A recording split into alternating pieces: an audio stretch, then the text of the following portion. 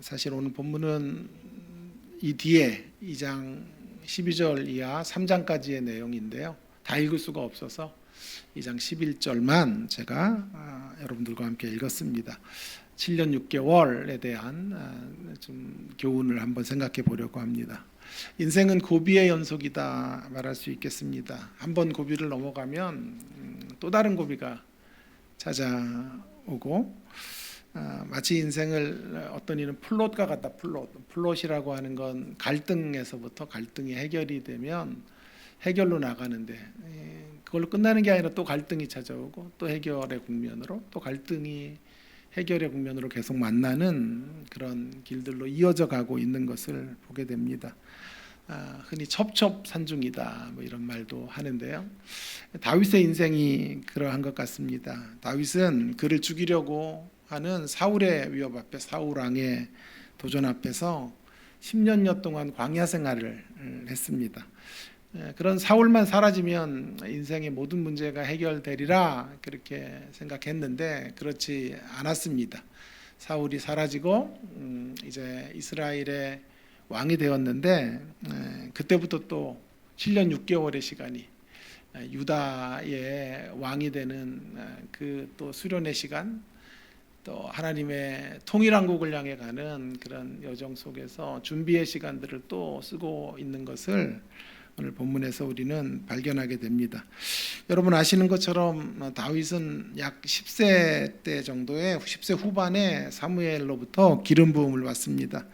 그리고 30세가 될 때까지 사울의 위협을 받으며 지독한 광야길을 그는 걸어가야만 했습니다. 사울이 죽고 안도의 한숨을 쉬는 것이 어쩌면 너무 섣부른 판단이 아니었나 하는 생각을 할 정도입니다. 그가 사울이 죽고 유다의 왕이 되지만 아직도 사울의 영향력이 너무도 강력합니다. 그리고 유다를 뺀 나머지 11지파가요 이제 사울의 잔재들과 함께 정권을 만들게 된 것입니다. 아브넬이라고 하는 실세, 군대 장관 정도 되는 사람이 이스보셋을 왕으로 추대해서 11지파의 왕이 되고 다윗은 한 지파, 유다 지파의 왕이 되는 자리로 나라가 두 동강이가 나게 된 것입니다. 그래서 그 아브넬이 이스보셋이라고 하는, 이스보셋은 여러분 사울의 아들이겠죠. 사울의 아들이고 요나단의 동생이 되겠습니다. 사울의 아들이자 요나단이 죽었으니까 동생을 아브넬이 이제 추대해서 11지파들이 이제 이스라엘을 이제 다윗과 반대되는 정권을 만들고, 다윗은 하나님께서 합법적으로 다윗을 이끌어 가셨지만 이런 문제 때문에 그는 유다지파 한 지파에게만 통치권이 행사되어지는 그런 왕이 될 수밖에 없었습니다. 그래서 오늘 그 유다 지파의 왕으로 헤브론에 거하게 되는데요. 7년 6개월이 되었다라고 말하고 있는 거죠. 5장 4절에 보시면 5장 4절과 5절에 보면 그런 다윗의 연대가 잘 나오고 있어요. 자, 4절에 다윗이 나이가 30세에 왕위에 올라 40년 동안을 다스렸으되 헤브론에서 7년 6개월 동안 유다를 다스렸고 예루살렘에서 이제 통일왕국이 이루어지고 33년 동안 온 이스라엘과 유다를 다스렸더라. 그러니까 30세의 왕이 되고 7년 6개월을 여러분 더 지난 후에 30년 동안을 이제 통일왕국의 수장이 된 것이죠. 그러니까 참 그의 여정이 험악합니다. 험악하고 10년의 고통으로도 끝나지 않고 또 7년 6개월의 대치 상태를 거쳐서 비로소 그가 30년 동안 이스라엘을 통치하는 그런 왕이 된 것이지요. 저는 여러분 이런 생각을 좀 여러분들에게 하려고 도전하고 싶은데요. 광야의 생활, 10년 동안의 광야 생활과 7년 6개월의 헤브론의 시간은 어떤 시간들이었을까 하는 생각을 해보게 되었습니다. 육신적이고 물리적으로는요, 광야가 힘들어요. 광야가, 그죠? 사울을 피해서 10년 동안 그렇게 도망다니는 세월이 얼마나 힘들었을까 우리는 충분히 상상할 수 있습니다. 그러나 영적으로 또 내면적으로는요, 사실은 이 헤브론의 시간이 또 만만치 않게 어려운 시간이었을 거라고 생각이 듭니다. 마치 아침이 동토오르는 그 마지막 시점에 지금 다윗이 서 있는 것이지요. 광야의 시절은 희망 자체가 아예 없었다고 하면 이제 헤브론의 시절은 희망이 이제 동토오기는 하는데 내 손에 잡히지가 않는 그런 시간들을 지나가게 되는 것입니다. 견디기가 너무 힘들어요. 인내가 바닥이 나는 지점에 지금 7년 6개월의 시간을 보내게 되는 거죠. 그래서 이 7년 6개월이라는 시간을 좀 두 가지 교훈으로 좀 생각해 보려고 합니다. 첫 번째 교훈은요, 7년 6개월이 주는 우리를 향한 도전은 내 삶의 희망을 가로막는 7년 6개월의 현실을 담담히 인정해야 된다라고 하는 게 여러분들과 나누고 싶은 첫 번째 메시지가 되겠습니다. 사울이 죽었기에 곧 통일한국이 이제 형성이 되고 거기에 왕이 될 것이라고 생각하면 금물입니다. 그렇게 우리가 가는 길이 단편적이지가 않아요. 한번 어떤 문제를 겪고 어려움을 지나고 그리고 신앙의 세계 안에서 훅 잘 됐더라, 쑥 잘 되고 평생 쭉 행복했더라, 그런 일들이 잘 이루어지지 않아요. 그렇게 단편적이거나 단순하지가 않습니다. 이분법적으로 여기까지가 고통의 시간, 이제부터는 행복의 시간, 그런 식으로 나누어지지 않고 있다는 것이죠.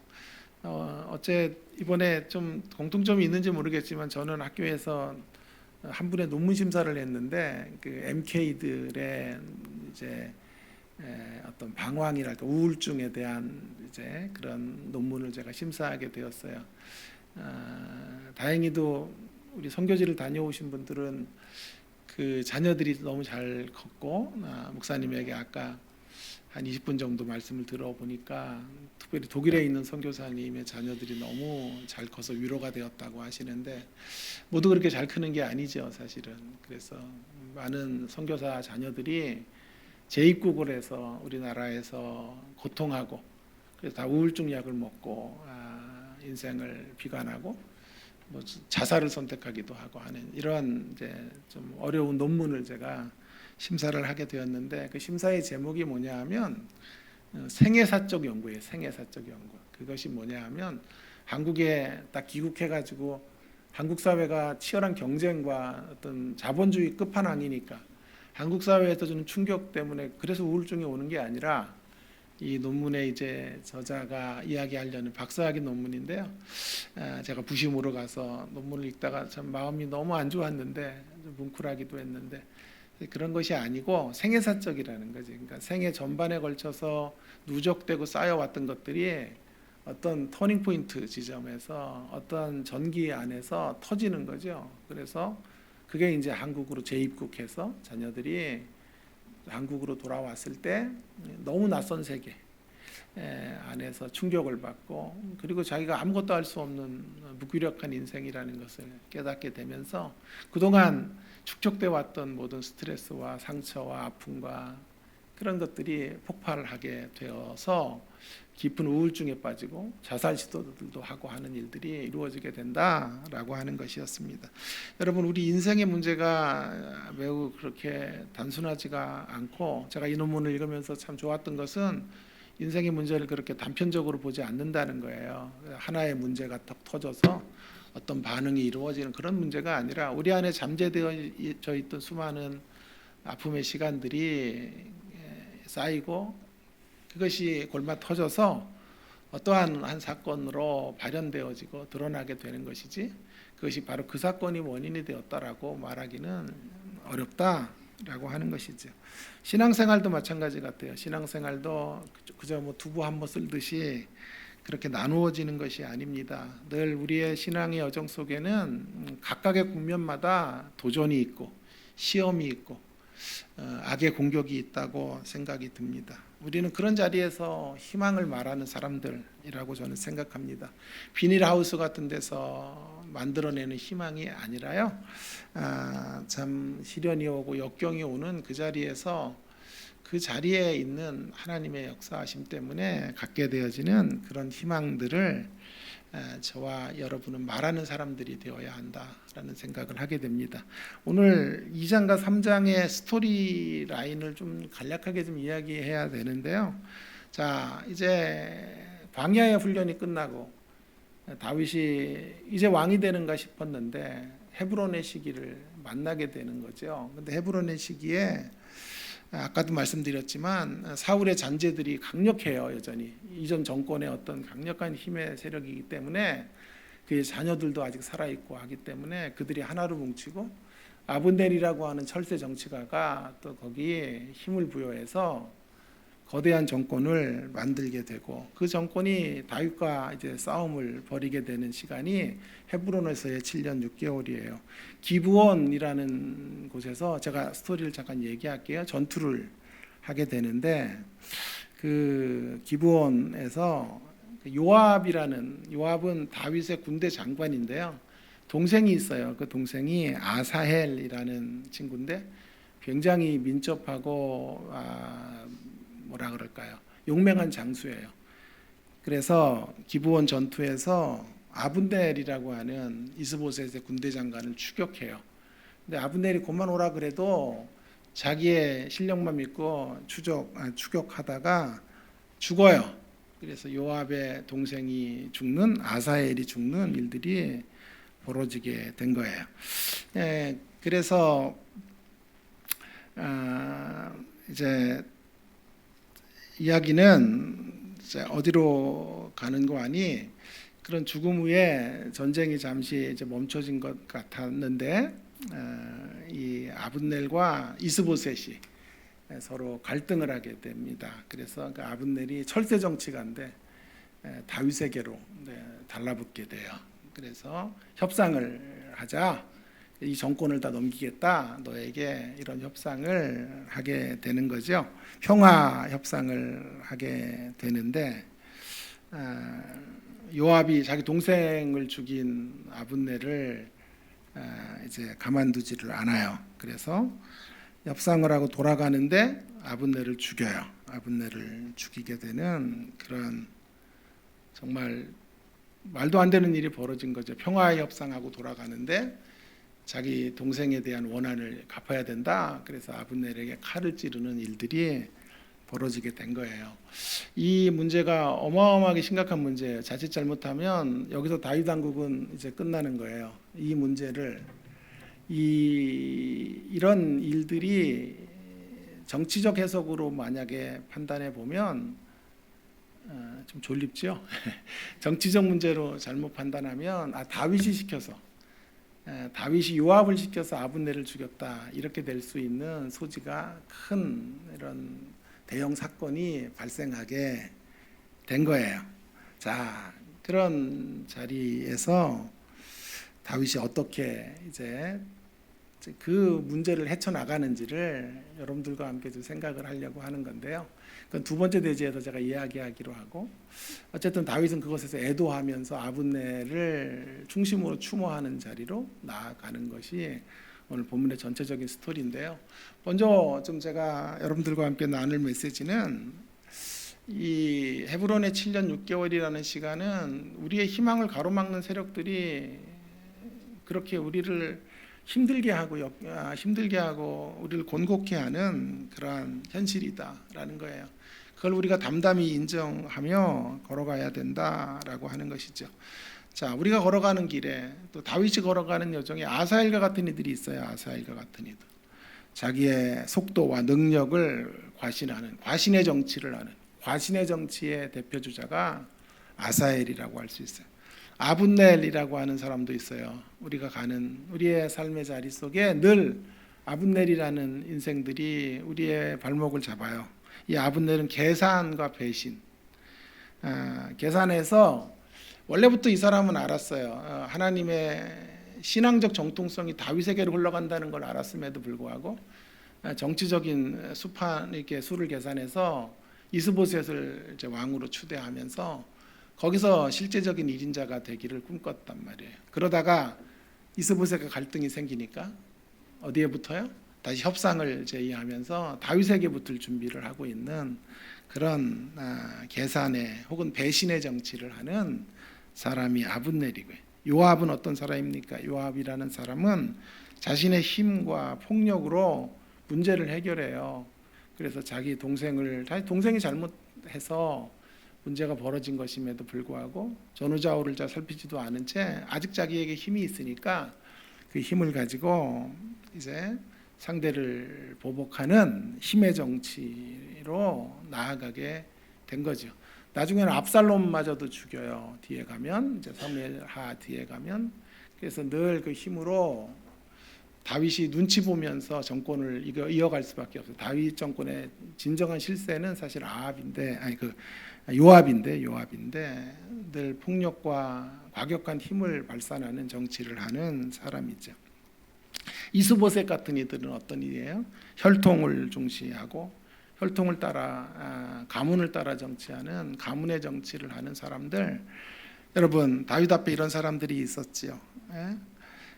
능력을 과신하는 정치를 하는 사람, 배신의 정치를 하는 사람, 또 힘의 정치를 하는 사람, 그리고 혈통을 중시하는 그런 혈통을 따라 정치하는 그런 인생들이 줄비한 곳에서 다윗이 신앙의 길을 걸어가야 했고 그곳에서 믿음의 여정들을 계속 이어가야 했다라고 하는 것입니다.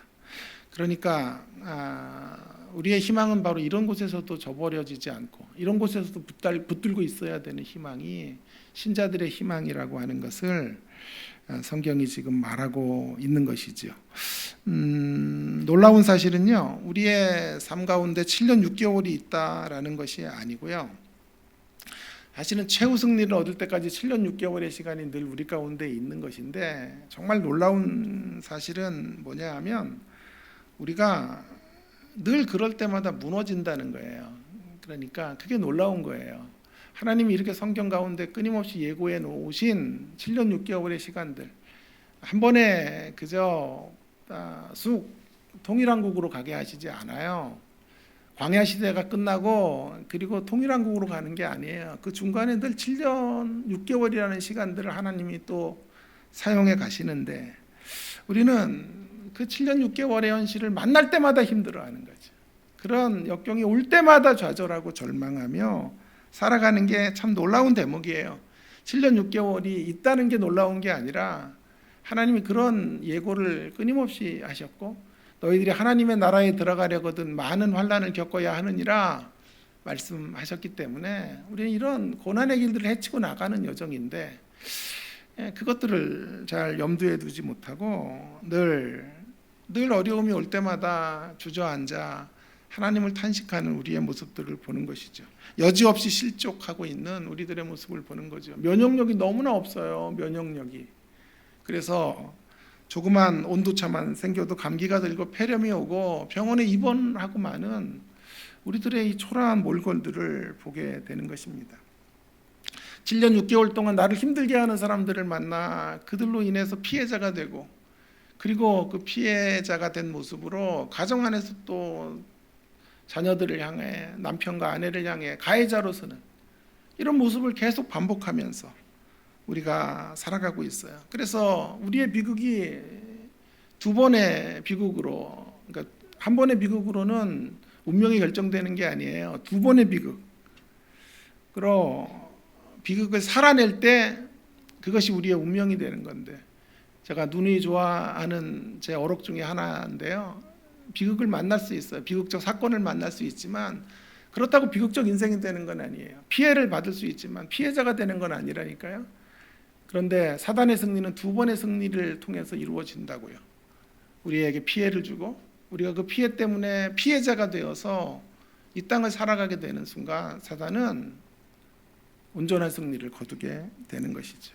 그런데 우리는 늘 이런 사실들을 염두에 두고 살아가야 함에도 불구하고 늘 그렇게 오랫동안 예배를 드리고 그렇게 오랫동안 하나님을 찬양하고 성경 공부를 수도 없이 받았음에도 불구하고 여전히 7년 6개월 앞에서는 혼을 잃어버리는 우리의 모습들을 보게 되는 거예요. 이제 오늘 설교를 기점으로 여러분의 인생 가운데 7년 6개월 이런 아사엘과 같은 아브넬과 같은 요압과 같은 인생들이 여러분 앞에 여전히 여러분을 힘들게 하거든 7년 6개월의 시간이라고 판단하시고 이제 여러분의 인식을 좀 바꾸셔야 됩니다. 그것 때문에 힘들어하는 것만이 아니라 다음 스테이지를 좀 읽을 수 있는 눈을 갖게 되기를 바랍니다. 반드시 그 다음 스테이지가 있고 그 다음 국면이 있어요. 섭리의 책장을 하나님이 넘기실 거예요. 반드시 넘기셔서 그 고비를 또 지나가게 하셔서 통일왕국의 수장이 되는 그 하나님의 역사의 자리로 우리를 이끌어 가실 거예요. 그런데 통일왕국의 수장이 되었다고 인생의 문제가 끝나는 게 아니고요. 거기 안에서도 또 문제가 생겨요. 그때마다 놀라고 그때마다 하나님을 깊이 원망하는 사람들이 아니라 그 다음 국면이 또 있다는 생각들을 하시면서 좀 덤덤하게 우리의 현실들을 인정해가는 우리가 되었으면 좋겠습니다. 그러므로 이러기 위해서는 우리에게 무엇보다도 시급한 문제는 이런 것이죠. 하나님 믿으면 복 받는다 라는 구호나 신앙 그런 것 붙들고 신앙생활 이제 해서는 안 돼요. 초신자들이 여기 가득하다면 제가 그런 이야기들로 어쩔 수 없이 예수 믿으면 복 받아요 라고 말할 수밖에 없지만 이제 이 정도의 신앙의 연수가 쌓였으니까 이제 우리의 신앙의 구조나 패러다임을 그런 쪽으로 붙들고 가지 않아야 된다고 생각합니다. 하나님을 믿으면 복 받고 사는 것 그런 것이 아니고 하나님을 믿으면 7년 6개월을 다르게 바라보고 살아갈 수 있는 사람이 되는 거예요. 7년 6개월을 승화시키는 사람이 되는 거예요. 그런 고난이 오면 고난이 올 테면 오거라 그렇게 맞짱승부를 뜰 수 있고 그 고난이 지나고 그 다음에 또 펼쳐져 가실 하나님의 일들을 바라보면서 그렇게 우리의 아픔의 시간들을 거룩하게 만들어가고 승화시켜가는 우리가 되어야 하는 것이죠. 거기서 우리는 그런 고통의 자리에서 진주조개를 만들어가게 되는 거예요. 오늘 정명성이라는 시인이 목사 같아요. 목사님 같은데 썼던 진주조개라는 시를 여러분들과 함께 좀 보려고 해요. 진주조개. 제가 오래전에 보았는데 참 너무 감동이 되어서 한번 여러분들과 나누고 싶어요. 아프고 고통스러우냐? 그래도 뱉어내면 안 된다. 뱉어내면 그대로 모래알일 뿐이지만 품으면 보석. 살이 찢기느냐? 피를 흘려라. 그러나 비명을 지르더라도 입을 벌리지 말라. 행여 목숨이 피 흘리다 소생하지 못하고 말더라도 뱉어내지 마라. 그리고 먼 훗날 눈물의 임금이 찾아오시면 비로소 상처투성이의 입을 열라. 어여쁜 임금이 내 속에서 진주를 꺼내시리니. 진주를 만들 때까지 여러분 모래알갱이들을 내뱉지 말란 말이에요. 그걸 품어야 진주가 돼요. 수많은 모래알갱이들의 고통들을 감내해야 진주가 된다고요. 주님 만나는 날 주님이 우리를 진주로 여기시고 아니 우리 안에서 진주를 발견하시도록 모래알갱이를 입으로 내뱉지 말고 이 땅을 걸어가야 한다라고 말씀하고 있는 거지. 그러고 보니까 계시록 21장 21절에 이런 말씀이 있어요. 그 12문은 12진주니 각 문마다 한 개의 진주가 되어 있고 새 예루살렘의 각각의 기둥들이 12진주라고요. 우리 저와 여러분이 하나님 나라의 마지막 국면에서는 진주가 되는 거예요. 진주가 되는 여정 속으로 우리를 초대하시는데요. 반드시 그 여정 가운데는 7년 6개월이 존재해야 돼요. 그래서 하나님이 광야의 시련이 끝나고 승승장구하는 길이 아니라 7년 6개월에 이 아사엘과 같은 인간들이 버티고 있고 아브넬이 있고 요압과 같은 이들이 줄비한 곳에서 하나님이 또 고된 헤브론의 시절을 우리로 지나가게 하신다라는 사실을 인정하시고 담담히 받아들이시는 저와 여러분 모두가 되기를 주의 이름으로 부탁을 드립니다. 한 가지 더 메시지는요. 두 번째 메시지는 이 7년 6개월이 주는 메시지. 두 번째는 7년 6개월의 현실 속에서도 여전히 일하시는 하나님 앞에서 우리는 한 가지를 해야 돼요. 탄식해야 된다라는 것입니다. 탄식하는 일에 참여해라. 여전히 일하시는 하나님 안에서 탄식하는 일에 동참하십시다 라는 것이 두 번째 메시지가 되겠습니다. 여전히 하나님은 이 추악한 정치판 속에서도 일하세요. 추악한 우리 인생의 자리 속에서도 역사하세요. 온갖 악이 난무하고 세상이 온통 아사엘과 같은 이들이 가득하고 아브넬과 같은 이 배신자들이 우리의 등을 찌르고 요압과 같은 힘을 통해서 우리를 옥죄이려고 하는 세력들이 가득한 그런 그들의 동무대 같은 세상 속에서도 여러분 낙심하지 말아야 될 이유는 주님이 일하시기 때문이에요. 하나님이 여전히 두 눈 시퍼렇게 뜨시고 이 역사 속에 개입하고 계시다. 악한 인생들이 구판을 벌이는 그 자리에서도 그 현실 속에서도 하나님은 다윗을 이끌고 통일왕국의 자리로 나아가고 계시는 거죠. 그 시대를 활짝 열어가고 계시는 거예요. 이 하나님의 계획을 누구도 막을 수가 없어요. 하나님은 이런 위대한 연금술사가 되셔서 우리의 운명을 바꾸어 주시고 새로운 새 역사를 펼쳐가게 하시는 거죠. 그분의 손끝에서 7년 6개월의 현실은 다윗으로 하여금 통일왕국을 이끌어갈, 통일왕국의 30년을 이끌어갈 수 있는 자산이 되게 하고 재료가 되게 하는 거예요. 7년 6개월의 이 시간 동안에 이 현실 정치의 쓴맛들을 경험하지 못했다면 다윗은 통일왕국을 이끌어갈 수 없었을 거예요. 그의 미숙함 때문에 실수하고 넘어지고 자빠지고 좌충우돌하다 끝나버리고 말았을 거예요. 자, 광야 시절이 있었기 때문에 7년 6개월을 견뎠고 7년 6개월의 시간이 있었기 때문에 통일왕국의 시간들을 아주 현명한 통치자로 나라를 이끌어갈 수 있고 하나님의 뜻을 받들 수 있었다고 확신합니다. 자, 그러면 그 7년 6개월을 지날 때 우리에게 하나님의 역사에 동참하는 우리가 되는 중요한 덕목 중에 하나가 무엇일까? 그것을 생각해 보려고 합니다. 하나님이 일하시는 거죠. 그래서 궁극적 원인자는 하나님이시고 원인적 원인자는 하나님이세요. 이 역사를 이끌어가는 참된 왕은 하나님이시라고요.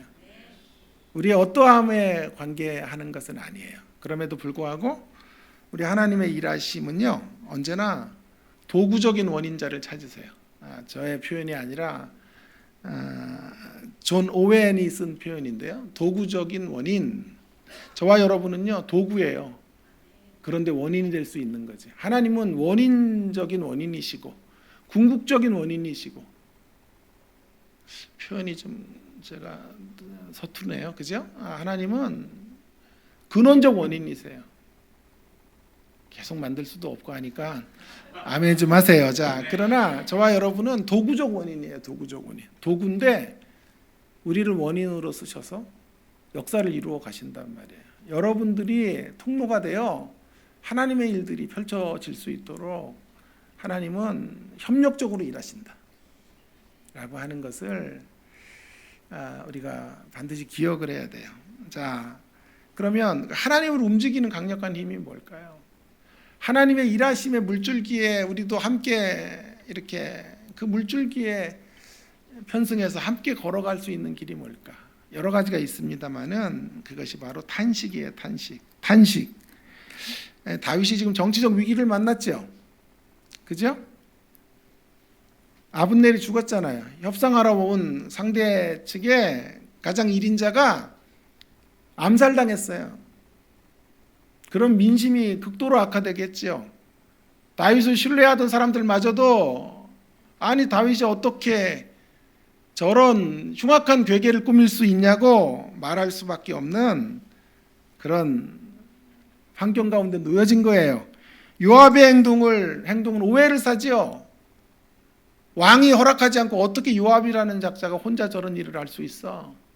음모론 같은 것들이 모락모락 피어오를 수밖에 없는 그런 상황 속에 놓여지게 된 거죠. 통일한국은 이제 물 건너간 이야기가 되고 말 거예요. 그때 다윗이 썼던 방법이랄까요? 도구적 원인자로 그가 썼던 자세가 무엇인가 하는 게 중요한데 그게 바로 애통이에요. 애통. 아분넬을 애통해요. 아분넬이라고 하니 철새 정치가의 죽음 앞에 통증을 느껴요. 탄식해. 탄식하는 자의 모습으로 쓰는 거예요. 그런데 그게 정치적 꼼수가 아니에요. 정치적 꼼수가 아니라 진정으로 지난 10여 년 동안 광야 생활을 통해 터득한 해법인 거예요. 광야의 시절 속에 그는 애통하는 길밖에 없어요. 문제를 푸는 방법은 탄식하는 것밖에 없어요. 탄식하고 울고 애통하고 그러면 한 고비를 넘어가게 하시고 또 탄식하고 울고 애통하면 또 한 고비를 넘어가게 하시는 하나님의 역사를 본 거예요. 그래서 이 위기를 극복해내는 방법은 다른 게 아니라 바로 이 광야에서 배운 신앙의 덕목을 가지고 문제 앞에 서는 것이라고 확신한 거예요. 그래서 다윗은 그 길을 헤쳐나가기 위해 사람들에게 정치적 설명 같은 거 하지 않아요. 오해하지 말라고 연설하지 않아요. 애통해요. 탄식해요. 그리고 그 탄식의 자리가요. 놀랍게도 오늘 성경을 잘 보세요. 그 탄식의 자리에서 사람들의 오해가 풀려요. 3장에 보십시오. 3장 36절에 보시면 이런 말씀이 있죠. 온 백성이 보고 뭘 봤어요? 다윗이 탄식하는 걸 보고 기뻐하며 왕이 무슨 일을 하든지 무리가 다 기뻐하므로 이날에야 온 백성과 온 이스라엘이 넬의 아들 아분넬을 죽인 것이 왕이 한 것이 아닌 줄 아니라. 여러분, 그러니까 온 백성들이 다 오해하고 있었죠. 다윗이란 놈 정말 믿을 놈 못 되네, 정치 구단이네 라고 그를 욕했던 사람들마저도 지금 다윗의 이 절규와 이 애도와 탄식 때문에 진정성이 있었기 때문에 그 탄식 앞에 마음이 다 녹아내리고 다윗이 한 일이 아니네 하며 모두 다 기뻐했다고 성경이 말하고 있습니다. 이것 때문에 위기를 극복하고 통일한국을 이끌어가는 수장으로 드디어 7년 6개월의 시간 후에 등극하게 된 것입니다. 여러분, 탄식해야 삽니다. 탄식해야 살아요. 탄식은 문제를 해결하는 힘이에요. 여러분의 인생의 문제 앞에 절규해야 살아요. 절규해야. 탄식의 중요성에 대해서 제가 고민하고 있는데 유진 피터슨의 이야기가 이 부분에 대한 설명이 저를 사로잡았어요. 유진 피터슨의 설명이 좀 긴데요. 자막 한번 주세요. 그리고 마치게요. 자, 유진 피터슨의 이야기입니다. 제가 한번 읽어볼게요. 아분넬이 죽자 다윗은 슬퍼한다. 다윗은 마음 가장 깊숙한 곳에서부터 나오는 탄식은 마음 가장 깊숙한 곳에서부터 나오는 가장 인간적인 반응이다. 다윗은 탄식의 대가다. 내가 줄을 쳐놨는데 줄이 없어졌네. 다윗은 탄식의 대가다. 사울과 요나단의 죽음에 대한 그의 애가, 사무엘하 1장이죠. 그의 애가는 3000년이 지난 지금도 가장 슬픈 이야기다. 아분넬의 죽음을 애도하는 다윗은 사울과 요나단에게 했던 것과 같은 깊이의 감정과 그의 삶의 존경심을 표하며 존중의 언어로 죽음에 관심을 보인다. 중간 생략하고요. 다윗의 반응은 백성의 반응이 된다. 잔인한 요압 때문에 전쟁 발발 직전까지 갔던 헤브론은 자칫하면 무자비한 학살의 현장으로 변할 뻔했다. 그러나 헤브론은 다윗 덕분에 탄식의 기념관으로 바뀌었다. 다윗의 통치는 정치 이상의 것으로 확장된다.